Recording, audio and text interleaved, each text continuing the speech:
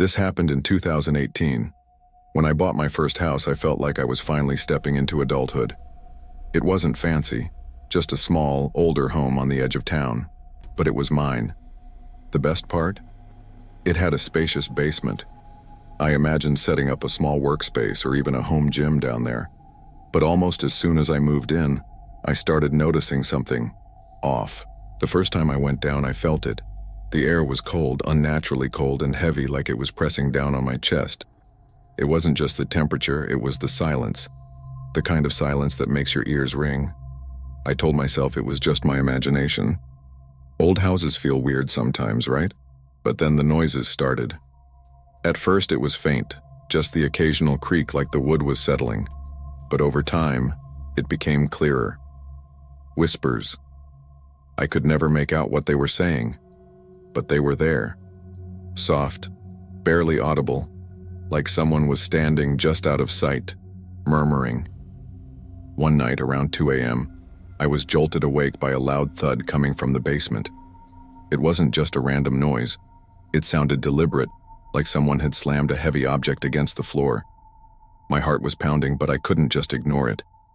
I grabbed a flashlight and made my way downstairs. The stairs creaked loudly under my weight, and with each step the air seemed to grow colder. By the time I reached the bottom, my breath was visible. I swept the flashlight across the room, scanning for anything out of place. At first, everything looked normal. Boxes, shelves, an old workbench in the corner. But then I saw it. In the far corner of the basement, just beyond the flashlight's reach, was a shadow. At first, I thought it was just the way the light hit the wall, but then I realized it wasn't touching the wall. The shadow was standing in front of it. I froze, trying to convince myself it was some trick of the light. But as I stared, the shadow started to move. It didn't step forward or shift. It stretched, like it was growing taller and wider, its edges rippling unnaturally. And then, I swear, I heard it whisper my name. I froze, trying to convince myself it was some trick of the light. But as I stared, the shadow started to move. It didn't step forward or shift. It stretched, like it was growing taller and wider, its edges rippling unnaturally. And then, I swear, I heard it whisper my name. For the rest of the night, I sat in my living room with every light in the house on, clutching a baseball bat like it would help. The whispers continued, faint but persistent, coming from beneath me. I never went back into that basement. A month later, I sold the house at a loss and moved out. I don't know what was down there, but I can still hear those whispers when I close my eyes. It was raining hard that night as I drove home from a weekend trip with Emily, my girlfriend. The highway was nearly empty, just the rhythmic sound of rain and the occasional car passing by. We were talking to keep ourselves awake when Emily suddenly grabbed my arm, her grip ice cold. "Did you see that?" she whispered, her voice trembling as her wide eyes locked on the dark shadows ahead. I hadn't noticed anything, but as we drove past a curve, I saw it too. A figure standing on the shoulder of the road.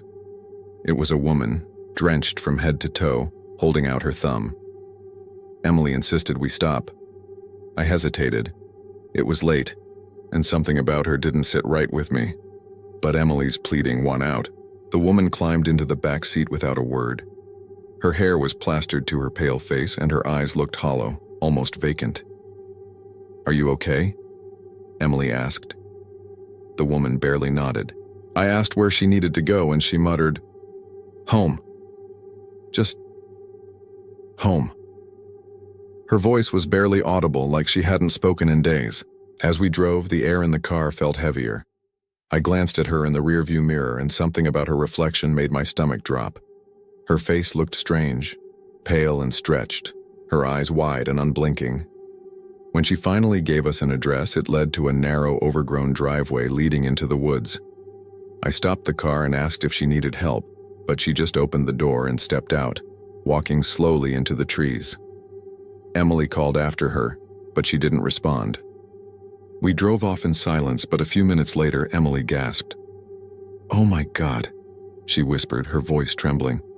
I looked in the rearview mirror, and my blood ran cold. The woman was standing in the middle of the road, staring straight at us. Her face was no longer human. It was elongated, her mouth unnaturally wide, and her eyes black as coal. I floored the gas, speeding past her, and didn't stop until we reached the next town. The next day we told the story to a local. He went pale and shook his head. "You're lucky you didn't stop again," he said. "She died on that road years ago, and no one who's seen her twice has lived to tell the tale." A few years ago I worked as a night custodian at an old university. The job wasn't exciting, but the pay was decent. My least favorite part of the shift was cleaning the library. It wasn't just the vast silence or the creaking floors. It was the locked study room on the second floor. The room had been closed off for years. The key was lost, or so I was told, and no one seemed interested in reopening it. There were rumors, of course. Stories about students hearing strange noises from inside or seeing lights under the door late at night. I didn't believe any of it, at least not until that one night. It started as a normal shift. I was mopping the first floor when I heard a loud bang from upstairs. My heart jumped, but I figured it was just a book falling off a shelf. It happened sometimes. Still, the sound had been heavy. Reluctantly, I climbed the stairs. When I reached the second floor, I froze. The door to the locked room, the one that hadn't been opened in years, was slightly ajar. A faint light flickered from inside. My first thought was that someone had broken in. But who would go through all that trouble just to sneak into a study room? I stepped closer, my footsteps echoing in the quiet library. The door creaked as I pushed it open. The room was empty, except for a single chair in the center. On the chair was a book, old and weathered, with no title on the cover. Against my better judgment, I picked it up. The pages were filled with frantic handwriting, the same phrase repeated over and over. "Don't look behind you." My hands started shaking as I flipped through the pages. It was all the same, over and over. "Don't look behind you." That's when I felt it. The air in the room shifted, growing cold. I could feel someone standing behind me. I wanted to turn around to see if my imagination was playing tricks on me, but I couldn't move.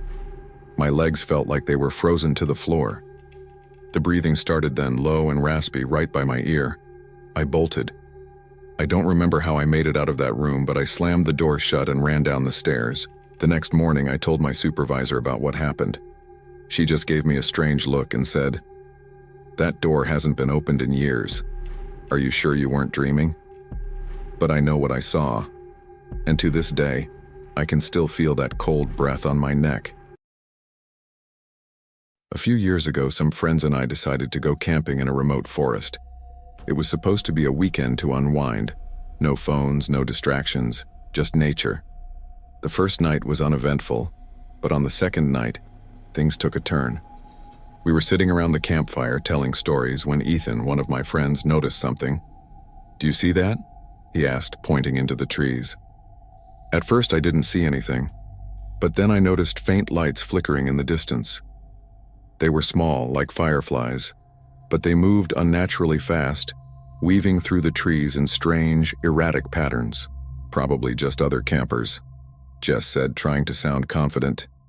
But her voice wavered. The lights didn't look like flashlights or lanterns. They were too bright, too fluid. Ethan suggested we check it out. I hesitated, but curiosity got the better of us. We grabbed our flashlights and followed the lights deeper into the woods. They seemed to retreat as we approached, drawing us further and further from our campsite. Eventually, the lights stopped. We found ourselves in a clearing surrounded by towering trees. The air was still, unnaturally quiet, like the forest was holding its breath. That's when we heard it. A low growl, deep and guttural, coming from the darkness. The lights reappeared, circling us now, faster and faster. Within them, we could see shapes, shadowy figures with glowing eyes, their forms twisting and flickering like they weren't fully there. Panic set in. "Run!" Ethan yelled, and we bolted back the way we came. The lights chased us, darting between the trees, getting closer and closer. My legs felt like they were going to give out, but I didn't stop. When we finally reached the campsite, the lights vanished. The forest was dark again, as if nothing had happened. We packed up and left first thing in the morning. Later, when we were going through the photos we'd taken on the trip, we found one we didn't remember taking. It was of the three of us, surrounded by dozens of glowing eyes. It was the summer of 2018 and I was driving cross-country to visit a friend. I'd planned the route carefully, but somewhere along the way I made a wrong turn. By the time I realized it, I was deep in a rural area with no GPS signal and only a few hours of daylight left. After driving aimlessly for what felt like an eternity, I spotted a small, run-down motel by the side of the road. Its neon sign flickered weakly, casting an eerie glow in the fading light. The place looked abandoned, but I figured it was better than sleeping in my car. I parked and walked to the front desk. The inside was just as dilapidated as the exterior, peeling wallpaper, flickering fluorescent lights, and a faint musty smell that made my stomach turn. Behind the desk sat an older man. His skin was leathery and pale, his eyes sunken, but he greeted me with a forced smile. "Need a room for the night?" he asked, his voice raspy. I nodded and he handed me a key without asking for any payment or information. The key had a heavy brass tag with the number 6 etched into it. As I made my way to my room, the hallway felt strangely oppressive. The air was thick and every door I passed seemed wrong. Most were slightly ajar, but the rooms were pitch black inside. I couldn't shake the feeling that someone, or something, was watching me from the shadows. When I reached room 6, I hesitated. The door was closed, but the paint around the lock was scratched like someone had been desperately trying to get out. Brushing off the unease, I stepped inside and locked the door behind me. The room was just as run down as the rest of the motel, a sagging bed, a dusty mirror, and an old TV mounted in the corner. The only light came from a single bulb overhead, which buzzed faintly. I set my bag down and lay on the bed, too tired to care about the state of the room. That's when I noticed the mirror. It wasn't reflecting the room correctly. The bed, the TV, even the door, they were all there. But in the corner of the reflection, there was a shadowy figure hunched and unmoving. I turned around quickly, but the corner was empty. My heart was racing as I stared back at the mirror. The figure was still there. This time, it moved. Slowly, it rose to its feet, and I swear I could hear faint breathing coming from behind me. I didn't even think. I grabbed my bag and bolted for the door, but when I opened it, the hallway wasn't the same. It was darker, longer, and lined with doors that were all slightly ajar. From inside each room, I could hear faint whispers, growing louder and louder. I ran. I don't know how, but I found myself outside, gasping for air. The motel was completely dark now, the neon sign extinguished. My car was the only thing in sight. I jumped in, started the engine, and didn't look back. The next day, I tried to retrace my steps to see if I could find the motel again, but it was like it had never existed. The road was empty, and there was no sign of any building. Even now, I can't explain what happened that night, but sometimes when I look into a mirror, I swear I see that shadowy figure watching me, just for a second, before it disappears.